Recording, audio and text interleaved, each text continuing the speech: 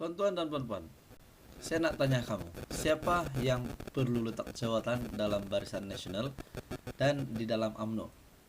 Setelah Naib Presiden PKR membuat kenyataan bahwa klaster mahkamah tidak boleh menjadi menteri dalam kerajaan perpaduan di bawah pimpinan Perdana Menteri ke-10, yaitu Presiden PKR-nya sendiri, yaitu Datuk Seri Anwar Ibrahim, dan sekaligus pengurusi Pakatan Harapan yang kini adalah Perdana Menteri Malaysia ke-10. Saya nak tanya kamu, siapa yang perlu letak jawatan? Nah, Anda boleh komen di bawah.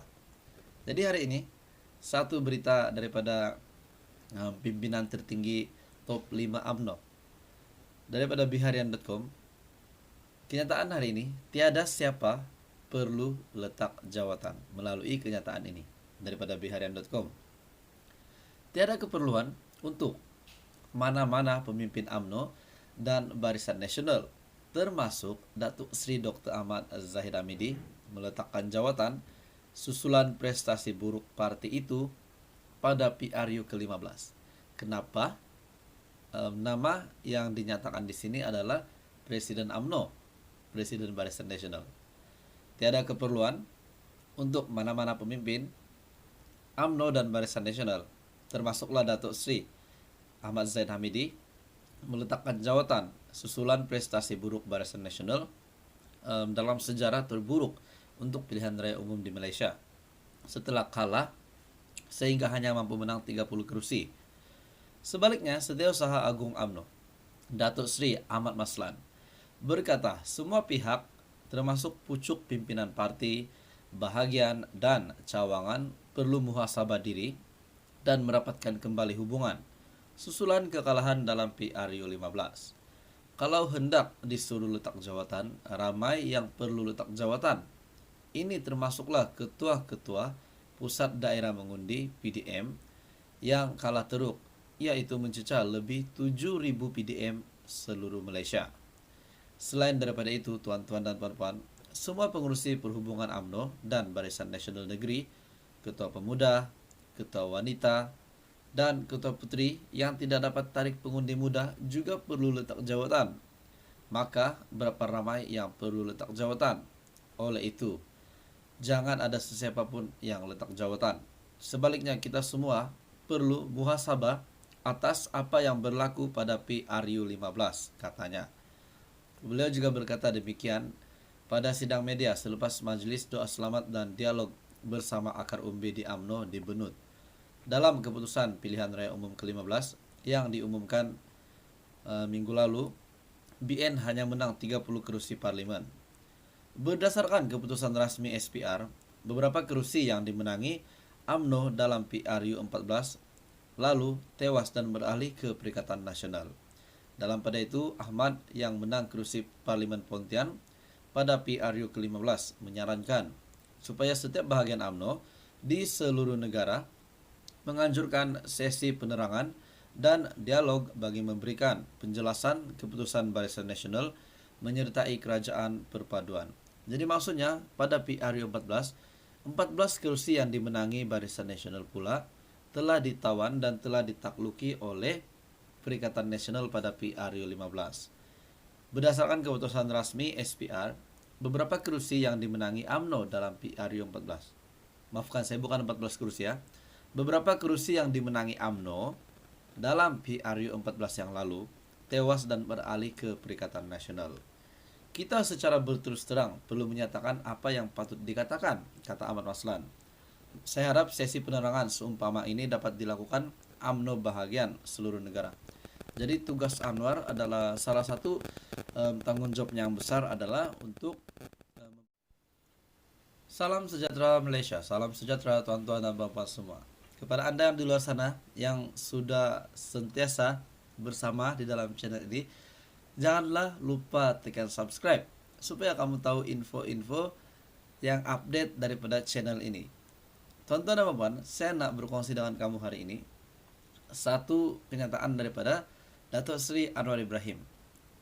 Sehingga hari ini menjadi tanda tanya, siapa yang akan mengisi jawatan menteri-menteri di dalam kabinet kerajaan perpaduan di bawah pimpinan Datuk Seri Anwar Ibrahim. Senarai kabinet masih dalam perbincangan. umum beberapa hari lagi.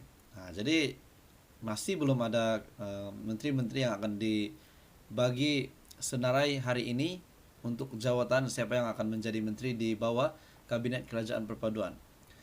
Pengumuman senarai kabinet akan mengambil masa beberapa hari lagi, kata Perdana Menteri Datuk Sri Anwar Ibrahim.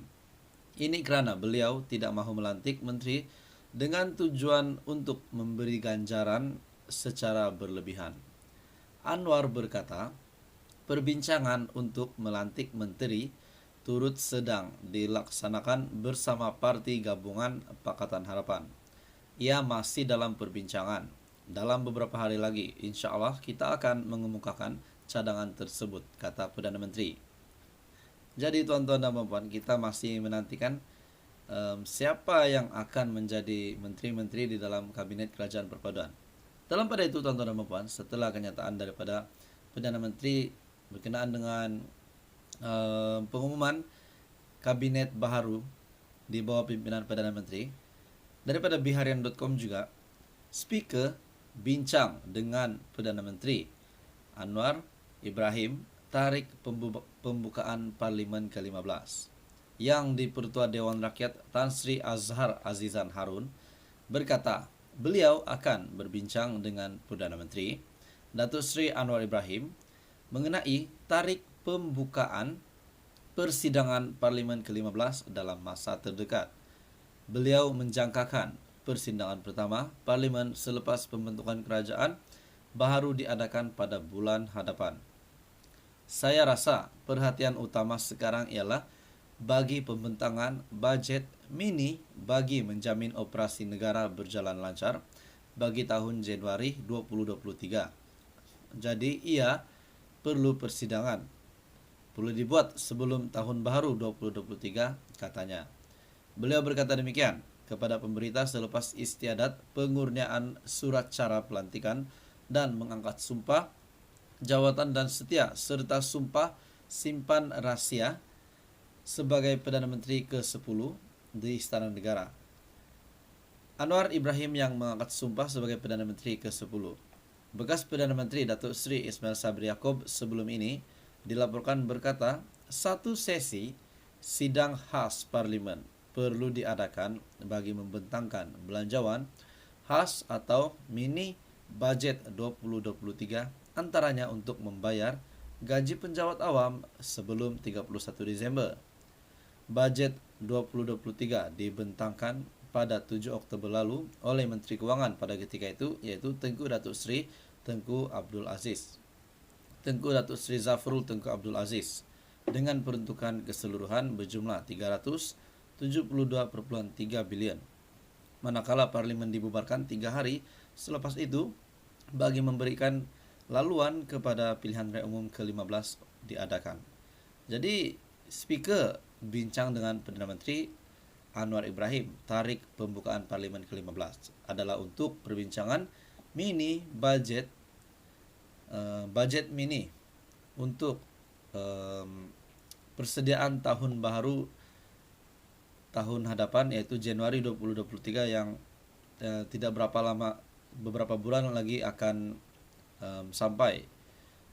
Katanya, saya rasa perhatian utama sekarang ialah bagi pembentangan bajet mini bagi menjamin operasi negara berjalan lancar bagi Januari 2023.